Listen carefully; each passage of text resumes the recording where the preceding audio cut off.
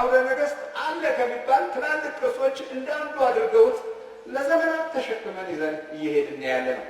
ዛሬ የሚቀጠቀጠው ታዲያ ምንድን ነው? የዛሩ ላጅ አይደለም፣ በአውደ ነገሥት የተሰጠን ነው ለዘመናት። ዚግዛግ ቲዩብ ይሄ አውደ ነገሥት አለ ከሚባል ትላልቅ ቅርሶች እንዳንዱ አድርገውት ለዘመናት ተሸክመን ይዘን እየሄድን ያለ ነው። በተለይም በዚህ በመንፈሳዊ ረገድ ውስጥ ያሉ ብዙ ታላላቅ ሰዎች ሁሉ የዚህ የመንፈስ ባህሪ ተወላጆችና ጋብቻ በሚመለከት ጉዳይ ላይ ሰፊ ግምት የሚታየው በአውደ ነገሥት ቆጠራ ውስጥ ነው። እስቲ ከአውደ ነገሥት አንዳንድ ነገሩን የመንፈሳዊ ገጽታ ባህሪ እንመልከት። 10ኛ ኮከብ ይባላል። 12 ኮከቦች አሉ በአውደ ነገሥት ምሪት ውስጥ። እነዚህ ከ12 ኮከብ ምሪት ውስጥ 10ኛው ኮከበ ጀዲ ወይ ጀዲ መሬት የሚባለው ነው ማለት ነው። እንግዲህ ጀዲ መሬት የተተረጎመለትና የተሰጠው ኮከቡን ካወቀ በኋላ የሚገጥሙት ነገሮችና ባህሪያቶች ምን ሊመስሉ እንደሚችሉ እናገናዝባለን። ይህ ኮከብ በሐምሌ ወራት በምስራቅ በኩል በመንፈቀ ሌሊት ይወጣል። ኮከብ ጀዲ በንስር ወይም በሸረሪት ይመሰላል። ጀዲ መሬት ደባይ ዋልካ መሬት ማለት ነው። ጀዲ ነገረ ወዲ ይባላል። ጀዲ መሬት ማለት ጥቁር ዋልካ መሬት ማለት ነው።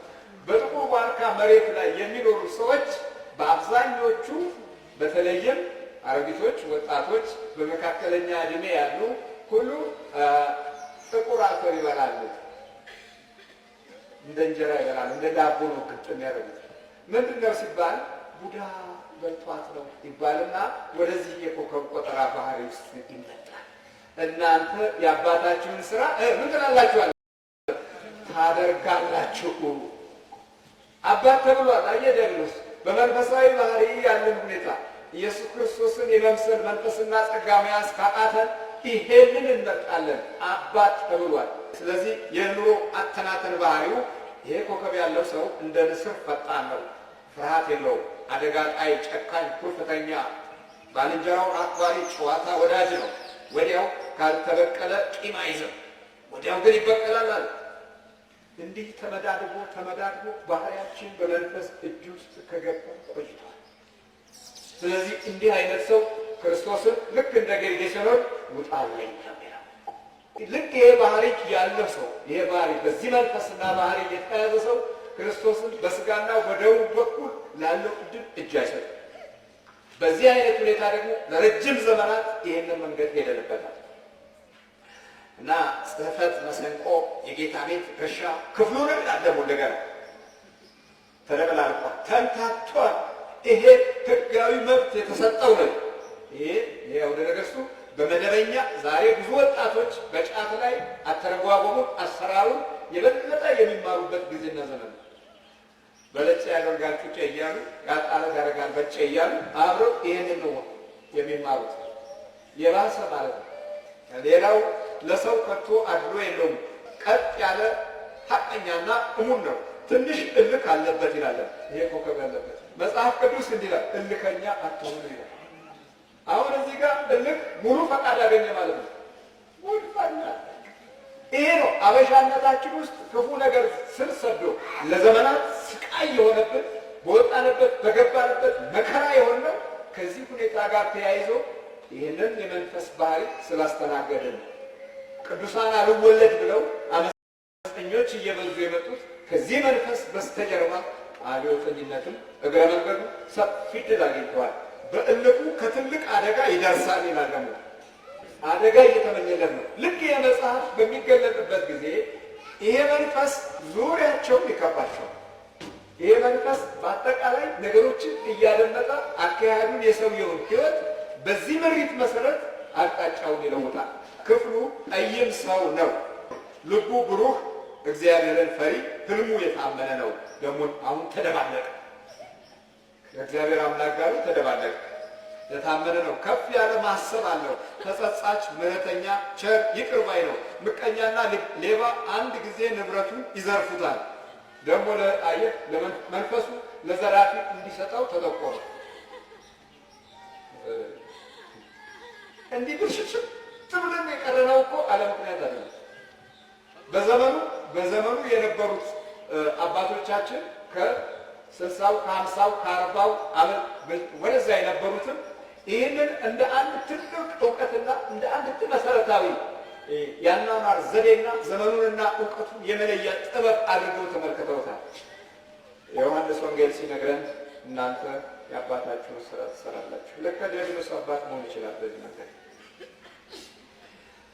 እሺ ሌባ ይዘርፈዋል፣ በልቡ ትዕቢት ያበዛል። ምን ያበዛል አለ? በልቡ።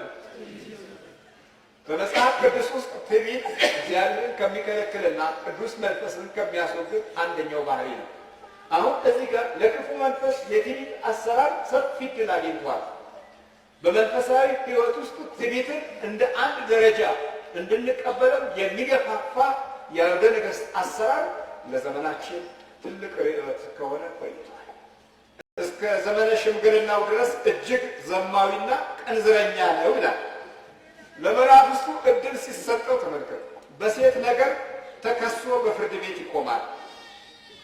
በሴት ነገር የተነሳ በእጁ ነፍስ ያጠፋል። በብርቱ እልከኛ ነው፣ አዛኝም ነው። የኋላ ኋላ ወደ አባቱ ውስጥ ይመለሳል። ጥቁር ነገር ሁሉ ክፍሉ ነው አለ። እንግዲህ ጥቁር ነጠላ፣ ጥቁር ቀሚስ እናቶቻችን በብዛት የሚወዱት ከዚህ አንጻር ጥቁር ጋር ጥቁር ነጠላ ያለው ጋር እነዚህ ክፍል ነው ስለተባለ ከቤቱ ከግድግዳው ከመኖሪያው ከመኝታው ጥቁር ነገር አይጠፋም። የጨለማ ፍቅር ማለት ነው። እናንተ ከአባታችሁ ከዲያብሎስ ናችሁ። ወደ ብርሃን ሊመጣ የሚችል ሁሉ ብርሃንን ይወዳል። ወደ ብርሃን ሊመጣ የማይችል ሁሉ በጨለማ ውስጥ ይሸሸጋል ይላል ዮሐንስ ወንጌል ምዕራፍ 3 ላይ። ስራው ይገለጥ ዘንድ ወደ ብርሃን የማይመጣ ሁሉ በጨለማ ውስጥ ይኖራል። እሺ ጥቁር ነገር ሁሉ ክፍሉ ነው። በሽምግልናው ዘመን መጠጥ ያበዛ እንደሆነ ዓይኑ ይጠፋል፣ ጤናውን ይሰናከላል። የራሱ ጠጉር ሽልት ነው። በቀኝ እጁ ምልክት አለበት፣ ሀብታም ነው። መኳንንት ደግሞ ይወዱታል። ሳይደህይና ሳይበለጽግ በልክ ሆኖ ደስታና ሐዘን እየተፈራረቀበትም ይኖራል። ጸሎቱ ግን ስሙርና የተወደደ ሐሳብ ያለው ነው። ስደት ያገኘዋል፣ እድሉ ነውና በሰው ሀገር ይከብራል። በመመላለስ ሀብት ያገኛል፣ የመልእክት ጉዳይ ይከናወንለታል። ባህሪው እጅግ ንጹሕና የዋህ ነው። ገንዘብ ይወዳል፣ ንፉግ ግን አይደለም ይልና በኋላ ወደ ታች መጣና የመጀመሪያ ሚስቱ ትፈታዋለች አለ። ይህ ኮከብ ያስቆጠረ ሰው ሁለተኛ ሚስት ይጠብቃል ማለት ነው። ከብዙ ጭቅጭቅ በኋላ በደህና ይኖራል። ቤተሰቦቹና ጎረቤቶቹ ይመቀኙታል። እግር ብረት ያስፈራዋል፣ በብረት ቁስል ያሰራዋል። ፀሐይ ሳይወጣ መጓዝ አይመቸውም። ዘፈንና ዜማ ይወዳል። ተደባለቀ። ለዚህ ነው ጠዋት ቤተ ክርስቲያን፣ ማታ ደግሞ ናይት ክለብ ውስጥ የምንገኘው። በጀርባውና በጭኑ ምልክት አለበት። አንድ ጊዜ እግሩን ብርቱ ቁስል ያመዋል። ይሄ ሁሉ ለመናፍስት የተጠቆመ ስለሆነ አካሄዱና ድርጊቱን ተከትሎ መንፈሱ ይህንኑ ተግባራዊ ያደርጋል። በኋላ መጋኛ ቀኝ እግሩን፣ ጉልበቱን፣ ወገቡን ያመዋል። መጋኛ ያመዋል። ለሰይጣን ተፈቀደ አልተፈቀደም? ሙሉ መግለጫና ከነስልቱ መረጃ አገኘ አላገኘም? እሺ ሆዱንም ይናፈዋል። እንግዲህ እርጉዝ ብትመስል እኮ አስቀድሞ ተነግሯል። የ9 ወር እርግዝና የሚመስል ነገር ቢያደርግብን ምንም የሚያስገርም አይደለም። ተቀብለዋልና ኮከቤ ነው ብለው በአውደ ነገሥት መንፈስ እጅ ውስጥ ገብተናል። የዛር ውላጅ ያስፈራዋል። የምን ውላጅ? ዛሬ የሚቀጠቀጠው ታዲያ ምንድን ነው? የዛር ውላጅ አይደለም፣ በአውደ ነገሥት የተሰጠን ነው። ለዘመናት